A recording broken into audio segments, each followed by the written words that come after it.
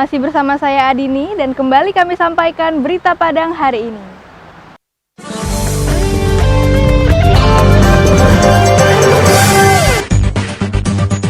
Dalam rangka pencegahan dan penanggulangan wabah COVID-19, Forkopimda Kota Payakumbuh membagikan ribuan masker kepada warga kota. Aksi ini diikuti oleh seluruh ASN yang ada di kota Galamai itu. Rumah almarhumah penderita COVID-19 di Pasianan Tigo, pinggiran Kota Padang, kembali disemprot disinfektan oleh Karang Taruna setempat pada Rabu malam. Penyemprotan ini merupakan yang kedua kalinya untuk menghilangkan kecemasan warga yang tinggal di sekitar rumah tersebut. Terpaparnya seorang warga Pariaman membuat pemerintah kota harus kerja ekstra melakukan pelacakan riwayat perjalanan korban. Warga diminta terbuka untuk melaporkan diri pernah kontak langsung dengan pasien COVID-19.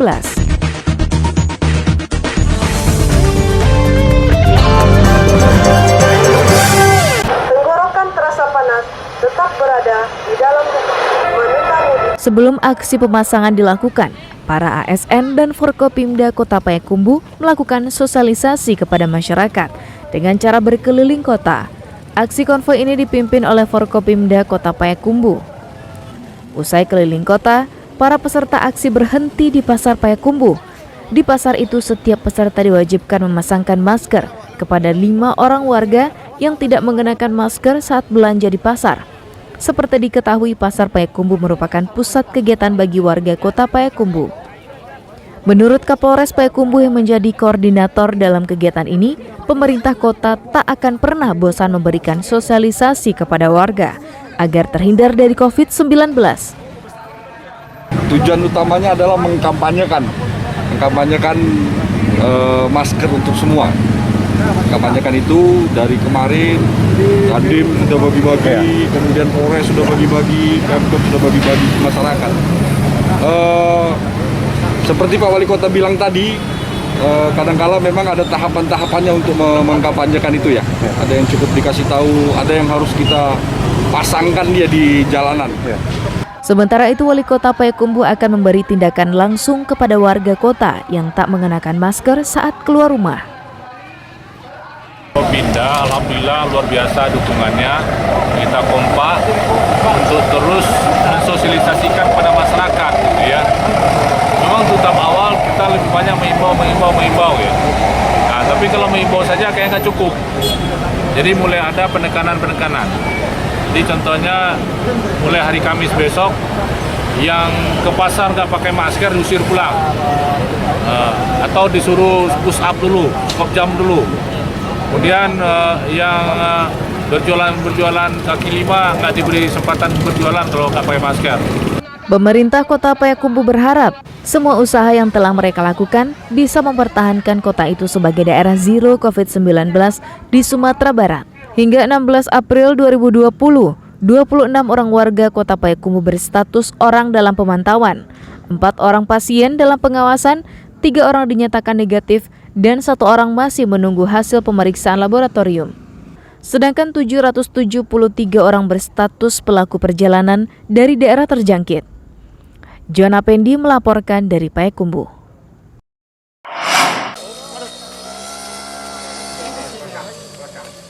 Sebanyak 5 unit rumah yang terdiri dari rumah almarhum penderita COVID-19 yang meninggal 3 hari lalu, serta beberapa rumah tetangga almarhumah disemprot oleh Karang Taruna Pasianan Tigo.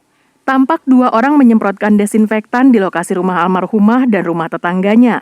Semua ruangan di dalam rumah disemprot dengan teliti oleh petugas, mulai dari ruang tamu, kamar-kamar, hingga bagian luar rumah. Menurut Ketua RT setempat, mereka sengaja meminta penyemprotan lagi kepada Karang Taruna untuk menghilangkan kecemasan warga yang tinggal berdekatan dengan rumah almarhumah. Pasalnya sebelum meninggal dunia, almarhumah masih sesekali keluar rumah dan bertemu dengan warga. Ini kami melakukan penyemprotan oleh Karang Taruna kita di Pasir Jambak, Pasianan Tigo. Yang disemprot apa, Ibu? Rumah, orang, terus mobil yang dipakai deteksi. Semua tetangga pada takut. mungkin juga ada yang ingin mau pindah atau gimana Bu? Tidak ada, belum ada. Ha? Yang mau pindah belum ada, cuman tetangga warga semua sok. Siapa yang nggak takut dengan penyakit ini kan? Almarhumah sudah dikuburkan di kampung halamannya di Batu Sangkar dan semua keluarga besarnya yang tinggal berdekatan dengan rumahnya diwajibkan melakukan isolasi mandiri selama 14 hari. Robi Ham melaporkan dari Padang. Sak atau 2 sak belakangnya harus kita lakukan tracking. Setelah diumumkan secara resmi oleh pemerintah Kota Pariaman tentang seorang warganya yang positif terjangkit COVID-19, pemerintah Kota Pariaman melacak riwayat perjalanan pasien selama menjalani isolasi mandiri di rumahnya. Untuk itu, pemerintah Kota Pariaman meminta warganya yang pernah kontak langsung dengan pasien tersebut untuk berlaku jujur dan proaktif melaporkan dirinya ke petugas medis untuk mengeliminir bertambahnya pasien COVID-19 lainnya. Pasalnya, COVID-19 menular melalui perantara manusia. Jika seorang positif COVID-19 berinteraksi secara langsung dengan orang lain, maka orang tersebut patut dicurigai terpapar virus yang sama. Ini sebagian masyarakat dia belum jujur menganggap COVID ini adalah aib. Padahal ini bukan aib, ini adalah penyakit yang disebabkan oleh virus yang bisa sembuh. Ini tadi saya jelaskan supaya masyarakat jujur sehingga kita bisa melakukan tracking ke belakang dan kita cepat melakukan isolasi sehingga penularan virus yang cepat ini bisa kita hentikan. Upaya pemerintah Kota Pariaman untuk menekan angka penyebaran COVID-19 ternyata tak didukung oleh sebagian besar warganya. Buktinya, setiap hari puluhan, bahkan ratusan perantau selalu datang ke Kota Pariaman menggunakan jalur darat untuk pulang kampung. Dari data yang dihimpun pemerintah Kota Pariaman, sejak seminggu terakhir, tercatat hampir 1.300 orang perantau memasuki Kota Pariaman. 22 orang diantaranya berstatus orang dalam pantauan karena mengalami gejala mirip penderita COVID-19. Eki Rafki melaporkan dari Pariaman.